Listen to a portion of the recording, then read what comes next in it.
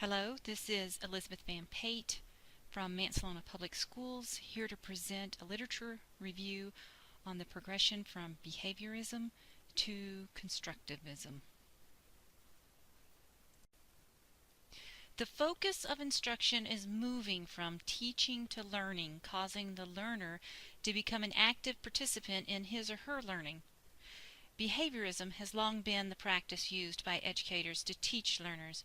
However, during the late 1950s and 1960s, learning theory began to shift away from stimulus, response, reinforcements, instruction found in behaviorism to thinking, problem solving, and information processing.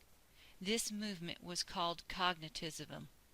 Meanwhile, education theorists such as Dewey, Piaget, Vygotsky, and Cole began thinking in terms of learners learning through the process of experience, called constructivism.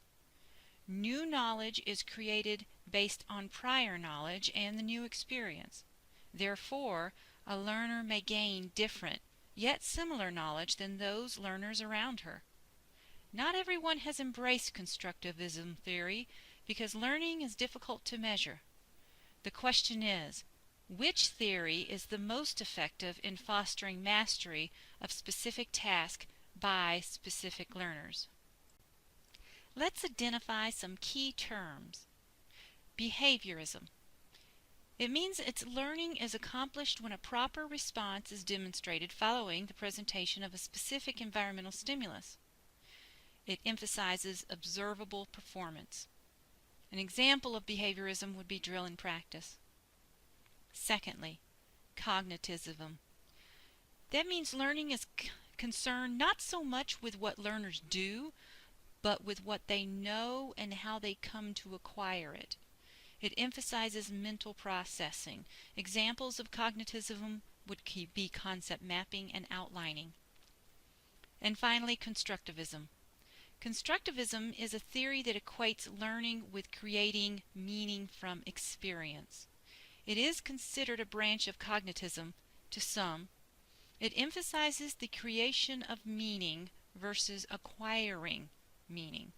And examples of constructivism would be virtual field trips, robotics curriculum, and apprenticeships. Now let's review the current and past research trends. In the 1950s and the 1960s, instructional research encompassed behaviorist learning models, the stimulus, response, reinforcement styles of learning.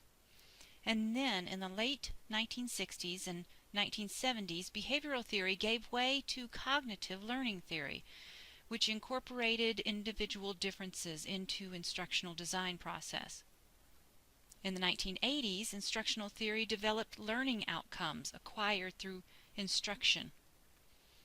And then in the 1990s, specific, well-defined performance outcomes dictated instructional strategies and media used. The age of technology was on the horizon. The late 1990s through the 2000s, the constructivism theory created goal-directed, reflective learners to construct personal knowledge through discovery and exploration.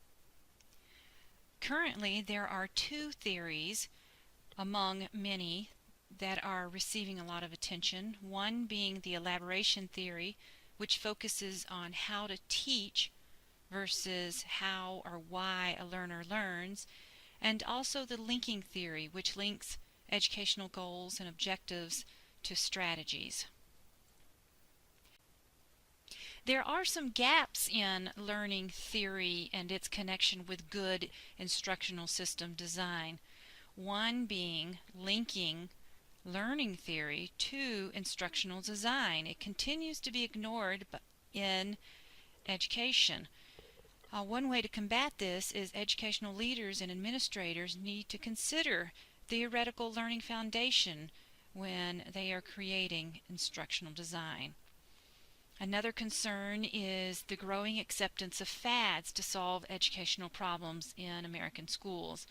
Educators really need to contemplate learners' goals and their needs before instituting the latest technique or gadgets. And finally, teachers' resistance to acceptable instructional design principles.